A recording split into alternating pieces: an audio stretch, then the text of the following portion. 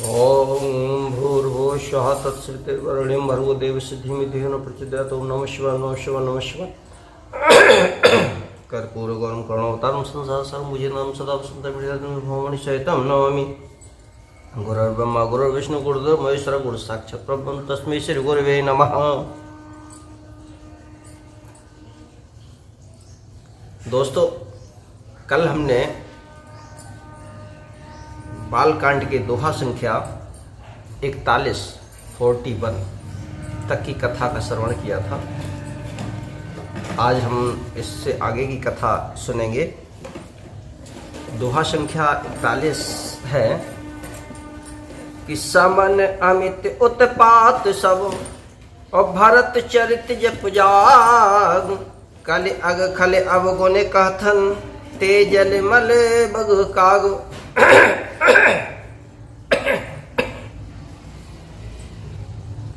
संपूर्ण अनगिनत उत्पातों को शांत करने वाला भरत जी का चरित्र नदी तट पर किया जाने वाला जप यज्ञ है।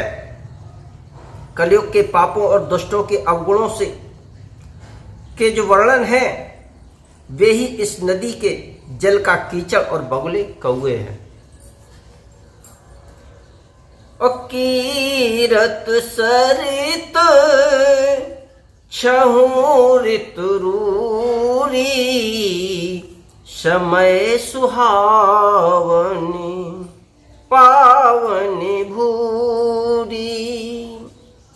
हिम हिम सैल सुता शिव ब्याहू शिशिर सुख दे प्रभु जन्म उछाहू। यह कीर्त रूपणी नदी 6 ऋतुओं में सुंदर है। सभी समय ये परम सुहावनी और अत्यंत पवित्र है। इसमें शिव पार्वती का विवाह हेमंत ऋतु है। श्री रामचंद्र जी के जन्म का उत्सव सुखदायी शिशिर ऋतु है। अबर नव राम विवाह समाजू सोमुद मंगल मय ऋतु राजू। ग्रीष्म दुसह राम वन गवनु पंथ कथा खरे आतप पवनो। श्री रामचंद्र जी के विवाह समाज का वर्णन ही आनंद मंगलमय ऋतुराज वसंत है। श्री रामचंद्र जी का वनगमन दुसह ग्रीष्म ऋतु है और मार्ग की कथा ही कड़ी धूप और लू है।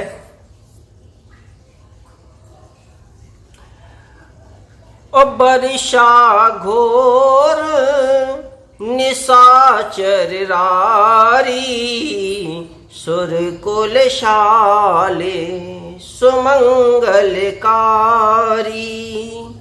और राम राज सुख विनय बड़ाई विशद सुख दे सोई शरद सुहाई। राक्षसों के साथ घोर युद्ध ही वर्षा ऋतु है जो देवकुल रूपी धान के लिए सुंदर कल्याण करने वाली है। रामचंद्र जी के राज्यकाल का जो सुख विनम्रता और बड़ाई है वही निर्मल सुख देने वाली सुहावनी शरद ऋतु है। ओ सती शिरोमणि सिए गुण गाथा सोई गुण अमले अनुपम पाथा। ओ भरत सुभाओ सुशीतलताई सदा एक रस बरनी न जाई। सती शिरोमणि श्री सीता जी के गुणों की जो कथा है वही इस जल का निर्मल और अनुपम गुण है। श्री भरत जी का स्वभाव इस नदी की सुंदर शीतलता है जो सदा एक सी रहती है और जिसका वर्णन नहीं किया जा सकता। अवलोकन बोलन मिलन प्रीत परश परहास भय भायप भली चहु बंधु की जल माधुरी सुवास। चारों भाइयों का परस्पर देखना, बोलना, मिलना, एक दूसरे से प्रेम करना, हंसना और सुंदर भाईपन इस जल की मधुरता और संबंध है। और आरती बिनय दीनता मोरी लघुता ललेते सुबारी न थोरी। और अद्भुत सलील सुनत गुणकारी आस पियास मनोमलहारी। मेरा आर्त भाव, विनय और दीनता इस सुंदर और निर्मल जल का कम हल्कापन नहीं है, अर्थात अत्यंत हल्कापन है। यह जल बड़ा ही अनोखा है जो सुनने से ही गुण करता है और आशा रूपी प्यास को और मन के मैल को दूर कर देता है। और राम सुप्रेम ही पोषत पानी हरत सकले कली कलुष गलानी। भव श्रम शोषक तोषक तोषा शमन दुरद दुख दारिद दोषा। यह जल श्री रामचंद्र जी के सुंदर प्रेम को पुष्ट करता है, कलयुग के समस्त पापों को और उनसे होने वाले गलाने को हर लेता है, संसार के जन्म मृत्यु रूपी श्रम को शोख लेता है, संतोष को भी संतुष्ट करता है और पाप ताप दरिद्रता और दोषों को नष्ट कर देता है। और काम को मदे मोहन शावन विमल विवेक विराग बढ़ावन। सादर मज्जन पान किए ते मिटहे पापो परे तापो हिए ते। यह जल काम क्रोध मद और मोह का नाश करने वाला और निर्मल ज्ञान और वैराग्य का बढ़ाने वाला है। इसमें आदर पूर्वक स्नान करने से और इसे पीने से हृदय में रहने वाले सब पाप ताप मिट जाते हैं। और जिन एहि बारी न मानस धोए ते कायर कली काल बिगोए।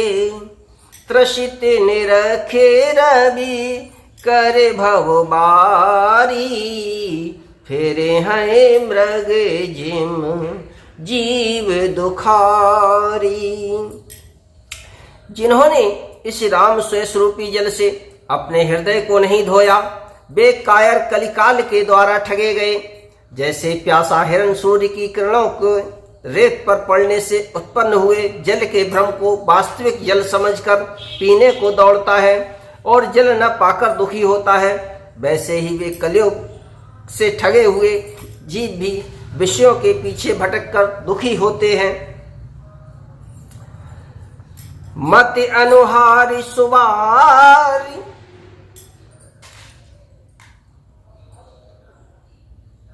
मत अनुहारी सुवारी गुण गन गन मन अनुहाय।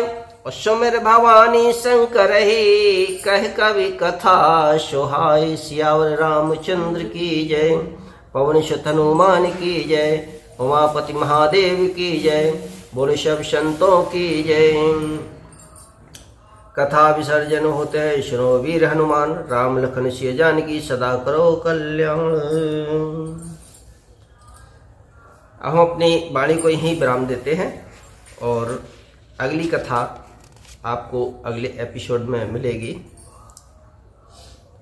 और चूँकि वीडियो बड़ा ना हो इसलिए कथा को छोटे छोटे संक्षिप्त रूप में कहते हैं।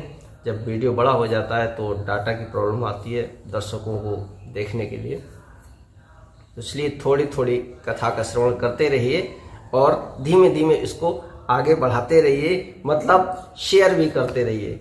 जय श्री राम। जय श्री राम।